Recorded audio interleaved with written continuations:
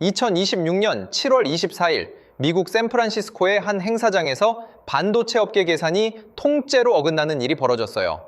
브로드컴이 앞으로 5년 동안 2천억 달러, 우리 돈 290조를 삼성전자와 함께 가겠다며 손을 잡았거든요. 감이 잘 안 오시죠? 그 자리에 있던 업계 관계자는 삼성 아니면 답이 없다고 말했어요. 대한민국 1년 국방 예산이 60조 원대인데 그 돈을 5번 모아야 나오는 규모를 한 회사가 통째로 약속한 셈이에요. 그런데 이 소식에 가장 표정이 굳은 쪽은 삼성의 경쟁사가 아니라 30년 동안 이 시장의 주인이었던 대만이었어요. 그런데 말이죠, 여기 이상한 점이 하나 있어요. 파운드리 점유율을 보면 올해 1분기 TSMC가 73%, 삼성전자가 7%거든요. 격차가 좁혀진 게 아니라 오히려 더 벌어졌어요. 10배 앞선 회사를 놔두고 이 협약을 삼성과 맺는다는 건 숫자만 놓고 보면 도무지 설명이 안 되죠. 그래서 오늘은 이 질문 하나만 끝까지 따라가 볼게요. 브로드컴은 왜 하필 삼성이었을까요? 답을 찾으려면 대만이 스스로 만들어둔 법 조항 하나와 2027년부터 올라가는 가격표 한 장을 먼저 봐야 해요. 본격적인 이야기에 앞서 구독과 좋아요, 그리고 댓글과 알림 설정은 영상 제작에 큰 힘이 됩니다. 자, 그럼 시작하겠습니다. 먼저 이 소식이 정확히 어떤 성격인지부터 짚고 넘어갈게요. 현지 시간으로 그날 미국 샌프란시스코 더 미드웨이라는 행사장에서 양측 대표가 나란히 서서 문서에 서명했어요. 국내에는 하루 뒤 아침에야 기사로 올라왔고요. 그런데 그 자리에서 오간 문서는 확정 수주 계약서가 아니라 전략적 업무 협약, 그러니까 MOU예요. 도장 찍기 전에 앞으로 함께 가보자고 주고받은 편지 한 장에 가깝다고 보시면 돼요. 이 차이를 흐리면 뒤에 나올 이야기가 전부 부풀려지니까 불편해도 이 선은 처음부터 그어두고 갈게요. 그날 행사장 풍경을 잠깐 그려볼게요. 무대 위에서 양측 임원들이 나란히 서서 서류에 서명을 마치자 카메라 플래시가 한꺼번에 터졌어요. 겉으로는 여느 협약식과 다를 게 없어 보였는데 정작 그 자리에 없던 대만 쪽 반응이 유난히 빨랐다고 하더라고요. 협약 하나 발표하는 자리치고는 파장이 남달랐던 셈이에요. 이 편지 안에 담긴 약속은 크게 3가지예요. 최첨단 메모리, 2나노 이하 파운드리, 그리고 첨단 패키징을 한 회사가 묶어서 처리해준다는 거거든요. 원래 이런 최첨단 물량은 브로드컴이 오랫동안 TSMC에 전담시켜 온 영역이었어요. 그런데 왜 갑자기 삼성으로 옮겨간 걸까요? 업계에서 보도된 핵심 근거는 원스톱 턴키라는 표현 하나였는데 정확한 뜻은 조금 뒤에 풀어드릴게요. 지금은 일단 한 회사가 다 처리해준다는 정도만 기억해 두시면 돼요. 그런데 이 협약 하나를 이해하려면 숫자보다 먼저 봐야 할 게 있어요. TSMC가 지금 이 시장에서 얼마나 벌고 있는지, 그리고 왜 이렇게까지 오래 정점을 지키고 있는지부터 보고 갈게요. 이걸 이해하려면 시간을 살짝 뒤로 돌려볼게요. TSMC를 만든 사람은 모리스 창인데 미국 반도체 회사에서 오래 일하다가 대만으로 돌아와 회사를 차렸어요. 그런데 이 사람의 선택이 좀 특이했어요. 자기 이름의 칩을 설계하지 않고 남이 설계한 칩을 대신 찍어내주기만 하겠다고 한 거예요. 그 시절 반도체 회사들은 설계와 생산을 다 하는 게 당연했으니까 업계에서는 반신반의했거든요. 그런데 그 반신반의했던 모델이 지금 세계 파운드리 시장을 사실상 지배하는 구조가 됐어요. TSMC는 요즘 그야말로 정점에 서 있어요. 지난해 매출이 허피 24억 달러였는데 전년보다 36%나 늘어난 숫자예요. 영업이익률은 50.8%, 그러니까 100원어치 팔면 50원 넘게 남는다는 뜻이거든요. 시가총액은 2조 달러를 넘어서면서 사우디 아람코까지 제쳤어요. 반도체 회사가 산유국 국영기업을 넘어선 세미니, 이 정도면 업계 역사에 남을 순간이죠. 회사가 내다보는 그림도 화려해요. 2030년이면 전체 반도체 시장이 1.5조 달러로 커질 거라고 해요. 그중 절반 넘는 55%를 누가 가져갈까요? AI와 고성능 컴퓨팅이거든요. 그런데 정점에 선 바로 그 순간 TSMC는 스스로 문을 하나 걸어 잠갔어요. 2027년부터 첨단 공정 웨이퍼 값을 최대 10%까지 올리기로 주요 고객사들과 이미 협상을 끝내둔 거예요. 여기서 웨이퍼란 반도체를 찍어내는 둥근 원판을 말하는데 이 한 장에서 칩이 수십 개씩 나오거든요. 재미있는 건 이 가격 인상 소식이 알려진 날 미국 증시에서 TSMC 주가는 오히려 3%대로 올랐다는 거예요. 값을 올려도 떠날 곳이 없다는 자신감이었던 거죠. 그 자신감 어디서 나온 걸까요? 답은 대만이 스스로 만들어둔 법 조항 하나에 있어요. 이 법 조항, 이름은 낯설어도 원리는 간단해요. 대만 정부가 정한 N2 규칙이에요. 가장 앞선 공정은 반드시 대만 안에서만 돌리고 해외 공장은 두세 대 뒤처진 기술까지만 허락한다는 뜻이거든요. 식당으로 치면 1등 요리법은 본점에서만 팔고 분점에는 2단계 전 레시피만 내주는 셈이에요. 그래서 TSMC가 미국 애리조나에 지은 공장은 아무리 투자를 늘려도 법적으로 4나노에서 5나노까지만 만들 수 있어요. 웨이저자 TSMC 회장도 최첨단 공정은 반드시 대만에서 먼저 양산해야 한다고 직접 밝혔거든요. 이쯤에서 이런 생각 드실 수 있어요. 그럼 대만이 규칙을 살짝 풀어주면 되는 거 아니냐고요? 그런데 그게 그렇게 간단하지가 않아요. 이 규칙을 느슨하게 풀었다가 최첨단 기술이 대만 밖으로 완전히 빠져나가 버리면 어떻게 될까요? 그때는 대만을 지켜주던 협상 카드 자체가 사라지거든요. 그러니까 대만 입장에서는 이 문을 잠그는 게 손해가 아니라 생존 전략에 가까운 거예요. 왜 이렇게까지 문을 걸어 잠갔을까요? 세계 첨단 로직 칩의 90%가 대만 한 섬에서 만들어지는 구조 자체가 대만에게는 안보이자 협상력이기 때문이에요. 그런데 2024년 4월 25년 만에 최강 지진이 대만 화롄을 흔들면서 이 구조에 균열이 생겼어요. TSMC도 뒤늦게 해외 분산의 속도를 냈지만 결국 최첨단 공정만큼은 여전히 섬 밖으로 내보내지 못하는 거예요. 잠깐 여러분 이야기로 옮겨볼게요. 만약 여러분이 삼성전자 주식을 몇 년째 들고 계신 분이라면 오늘 이 법 조항 하나가 왜 이렇게 중요한지 감이 오실 거예요. 대만이 문을 걸어 잠글수록 삼성이 비집고 들어갈 문은 오히려 넓어지거든요. 사실 TSMC도 한 번은 흔들린 적이 있어요. 오래전 실적 발표 자리에서 모리스 창이 직접 경쟁사에 살짝 뒤처졌다고 인정한 적이 있었거든요. 그때는 투자은행들이 목표 주가를 낮출 정도로 분위기가 나빴어요. 그런데 그 위기를 넘긴 뒤로 TSMC는 절대 같은 실수를 반복하지 않겠다는 듯 대만 안에 모든 걸 붙들어맸어요. 그 결과가 바로 지금의 N2 규칙이에요. 한번 흔들려 봤기 때문에 더 단단히 문을 잠근 셈이죠. 그럼 미국 땅에서 하이나노를 만들 수 있는 회사는 어디일까요? 그 답을 삼성 테일러 공장이 이미 갖고 있었어요.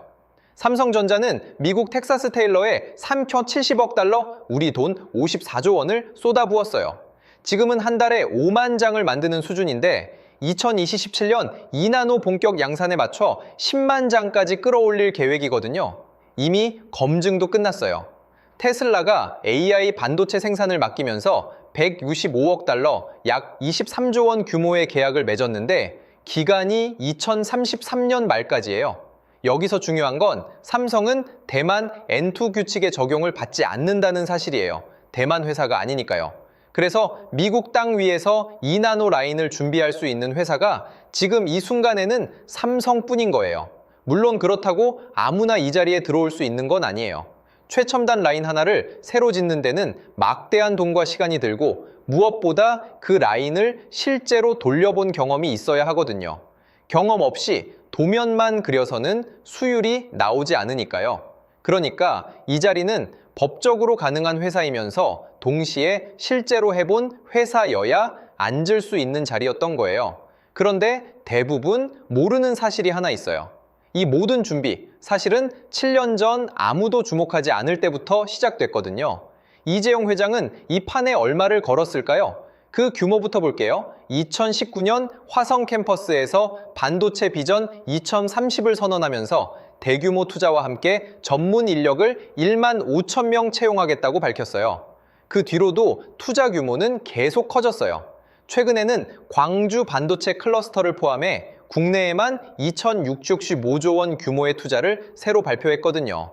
삼성과 SK를 합치면 4,655조 원인데 이게 국가 예산의 6.5배에 달하는 돈이에요. 용인에 짓는 반도체 국가산업단지 하나에만 민간 투자 360조 원이 들어가요. 부지가 워낙 넓어서 이 안에 여러 개의 팹을 순서대로 채워 넣을 계획이거든요.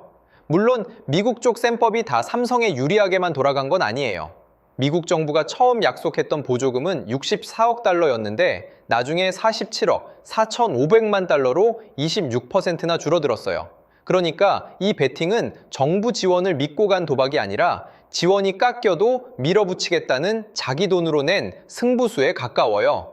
이렇게 돈을 쏟아붓는 동안 회사 안쪽 사정은 딴판이었어요. 삼성 파운드리도 한때는 바닥을 쳤어요. 2024년 하반기부터 이듬해까지 가동률이 50% 아래로 떨어지면서 라인 상당수를 세워야 했거든요. 스냅드래곤 최신 칩을 삼성 사나노에서 만들었는데 수율이 35%에 그쳤어요. 그 다음 물량은 통째로 TSMC 몫으로 날아갔고요. 갤럭시의 심장을 경쟁사가 만들어주는 상황이었던 거죠. 이 대목 여러분 통장으로 옮겨서 생각해 볼게요. 만약 여러분이 그때 삼성전자 주식을 들고 계셨다면 라인이 서 있던 그 몇 달을 주가로 그대로 느끼셨을 거예요. 회사가 버틴 시간이 곧 여러분 계좌가 버틴 시간이었던 셈이죠. 이 바닥을 이해하려면 시간을 조금 더 뒤로 돌려야 해요. 1983년 2월 이병철 회장은 도쿄에서 반도체를 하겠다고 선언했어요. 그때 한국전자산업이라고 해봐야 컬러 텔레비전과 라디오를 조립해 내보내는 수준이었고 일본 신문들은 무모한 도전이라고 적었어요. 그 시절 기흥의 논밭 위에 공장을 짓고 야전 침대를 놓고 밤을 새우며 라인을 돌리던 엔지니어들이 있었거든요. 지금 멈춰 선 라인 앞에서 밤을 지새우던 사람들도 어쩌면 그 세대의 손잡벌일 거예요. 두 세대의 밤이 겹쳐 보이는 대목이죠. 그때나 지금이나 다르지 않은 게 하나 있어요. 라인이 서 있으면 돈이 계속 나가는데도 사람을 내보내지 않고 붙들어 뒀다는 점이에요. 수율이 안 나오는 라인을 세워두는 대신 계속 원인을 찾아 고치게 했고 그 시간이 결국 다음 공정을 준비하는 훈련 시간이 됐거든요. 당장은 손해로 보이는 선택이 나중에는 자산으로 바뀐 셈이죠. 그런데 이 바닥에서 회사는 숫자 하나만 보고 버텼어요. 그 숫자, 지금은 완전히 뒤집혔어요. 그 숫자는 가동률이었어요. 얼마 전 발표를 보면 삼성 파운드리 가동률이 80%를 돌파했거든요. 정말 오랜만에 보는 수준이에요. 왜 갑자기 이렇게 좋아졌을까요? 회복의 배경은 HBM4 핵심 부품과 차세대 모바일 AP 주문이 몰려든 거예요. 여기서 처음으로 삼성이 감춰뒀던 기술 파해 하나를 꺼내볼게요. 삼성은 2022년 6월 세계 최초로 GAA 구조를 적용한 3나노 공정을 양산했어요. 게이트가 채널을 감싸는 면을 3면에서 4면으로 늘려서 전류가 새는 걸 훨씬 촘촘하게 막는 구조예요. 수도꼭지 밸브를 4방향에서 조이는 것과 비슷하다고 보시면 돼요. 덕분에 이전 세대보다 전력은 45% 줄고 성능은 23% 올랐고 면적은 16% 줄었어요. 반면 TSMC는 2나노에 와서야 이 구조를 처음 도입했으니까 삼성이 실전 경험만 4년 앞선 셈이죠. 물론 처음부터 순탄했던 건 아니에요. 3나노 초반에는 수율이 20%대에서 30%대 사이를 오가면서 고객들이 불안해했거든요. 그런데 지금은 이 수율을 60%대까지 끌어올렸다고 해요. TSMC도 2나노 초반에는 70%대였다고 알려져 있으니까 두 회사 다 새 구조로 넘어갈 때는 한 번씩 이 고비를 넘어야 했던 셈이에요. 그런데 숫자가 다 좋아 보일 때 반드시 한 번은 짚고 넘어가야 할 게 있어요. 이 협약, 여전히 확정 수주가 아니라 업무 협약 단계예요. 삼성 파운드리 사업부장도 2026년 6월, 내년까지도 쉽지 않고 2028년은 돼야 흑자 가능성이 높다고 직접 밝혔었거든요. 그러니까 이 협약, 실제 매출로 잡히려면 2, 3년은 더 버텨야 해요. 반박하고 싶으시죠? 저도 그랬으면 좋겠어요. 이 대목에서 이런 생각도 드실 수 있어요. 그럼 이 몇 해 동안 회사는 그냥 손 놓고 기다리기만 할까요? 그렇지는 않아요. 설계를 맞추고 시험 생산을 돌리고 품질 기준을 통과시키는 이 과정 자체가 다음 고객을 데려오는 실적으로도 쓰이거든요. 기다리는 시간이 그냥 버리는 시간은 아니라는 뜻이에요. 다만 그 시간 동안에도 공장은 온도와 청정도를 그대로 유지해야 하니까 비용은 계속 쌓여요. 이게 왜 여러분 얘기냐면요. 이 협약이 실제 매출로 잡히기까지 남은 그 기다림 동안 삼성전자 주가는 어떻게 움직일까요? 바로 그 움직임이 지금 이 주식을 들고 계신 분들의 앞으로 수익률을 그대로 가르거든요. 그런데도 왜 브로드컴은 그리고 뒤이어 다른 빅테크들까지 삼성으로 향한 걸까요? 그 답, 이제 마지막 조각을 맞출 시간이에요. 자, 이제 답을 맞춰볼게요. 브로드컴이 왜 하필 삼성이었을까요? 이유는 딱 하나예요. 최첨단 파운드리와 HBM 메모리를 동시에 공급할 수 있는 회사가 전 세계에서 삼성전자 하나뿐이거든요. TSMC는 메모리가 없고 SK하이닉스는 파운드리가 없어요. 아까 예고해드렸던 원스톱 턴키, 이제 뜻을 풀어드릴게요. 재료 준비부터 완제품까지 한 집에서 다 끝낸다는 뜻이에요. 여러 회사에 나눠 맡기면 각 회사의 일정표를 하나하나 맞추는 데만도 시간이 새거든요. 두뇌 칩은 이쪽 공장 일정에 맞추고, 메모리는 저쪽 공장 일정에 맞추고, 패키징은 또 다른 곳 일정을 기다려야 하니까요. 그런데 메모리 따로, 파운드리 따로, 패키징 따로 여러 회사를 거치지 않고 한 곳에서 끝내요. 그러니 개발 기간이 확 줄고 전력 효율도 극대화되거든요. AI 반도체를 만드는 브로드컴 입장에서는 기술이 조금 앞서고 뒤지고를 떠나서 이 구조 자체가 대체 불가능한 선택지였던 거예요. 그렇다고 삼성이 모든 면에서 앞서 있다는 뜻은 아니에요. 순수 파운드리 기술만 놓고 겨루면 여전히 TSMC가 한 수 위라는 평가가 많거든요. 다만 브로드컴이 필요로 한 건 최고의 파운드리 하나가 아니었어요. 메모리와 파운드리를 한 몸으로 굴려줄 파트너였다는 게 이 이야기의 핵심이에요. 잘하고 못하고의 문제가 아니라 애초에 그 조합을 만들 수 있는 회사가 하나뿐이었던 거죠. 이 구조를 알고 나면 최근 2달 사이 벌어진 일들이 전부 하나로 꿰어져요. 실제로 줄이 이어지고 있거든요. 브로드컴 하나만의 이야기가 아니에요. AI 스타트업 엔스로픽은 삼성 이나노와 첨단 패키징으로 자체 AI 칩 생산을 검토 중이라고 하는데 아직 초기 단계라 설계도 시작 전이에요. 메타도 엔스로픽과 함께 10조 원대 주문을 검토한다는 이야기가 나오고 있고요. AMD 리사수 대표는 HBM4 우선 공급 협약 이후 본계약을 논의 중이라고 밝혔어요. 퀄컴 역시 삼성과의 듀얼 소싱을 진지하게 들여다보고 있다고 하고요. 스냅드래곤 물량을 대만으로 넘겼던 바로 그 회사가 이번엔 되돌아오는 쪽을 저울질하고 있다는 거예요. 앞서 삼성 4나노에서 쓴맛을 봤던 그 회사가 왜 다시 문을 두드리는 걸까요? 답은 간단해요. 그때는 수율이라는 기술 문제였지만 지금은 메모리와 파운드리를 한 번에 받을 수 있느냐는 구조 문제거든요. 기술 문제는 시간이 걸려도 결국 좁혀지지만 구조는 아무나 흉내낼 수 있는 게 아니에요. 반대로 인텔 파운드리는 그 반대편에 서 있어요. 수요도 확인되지 않은 채 공장부터 밀어붙였다가 다 지어놓은 라인 앞에서 대규모 적자만 그대로 떠안았거든요. 돈을 먼저 쓰면 기술과 고객이 따라올 거라 믿었는데 시장은 그 믿음에 아무 보상도 주지 않았어요. 왜 하필 지금 이렇게 줄이 몰릴까요? 판 자체가 커지고 있기 때문이에요. 전 세계 파운드리 시장은 지금 1,837억 달러 규모인데 2031년에는 2,665억 달러까지 커질 거란 전망이 나와요. 해마다 7.61%씩 크는 셈이죠. 그 중에서도 AI 반도체에 들어가는 웨이퍼 수요는 몇 해 사이 11배로 늘어날 거라고 해요. 파이 자체가 이렇게 커지는데 그 파이를 나눠 만들 수 있는 회사는 몇이나 될까요? 갈수록 귀해지는 거예요. 그런데 이 흐름이 정말 삼성의 승리인지는 숫자 하나를 더 봐야 알 수 있어요.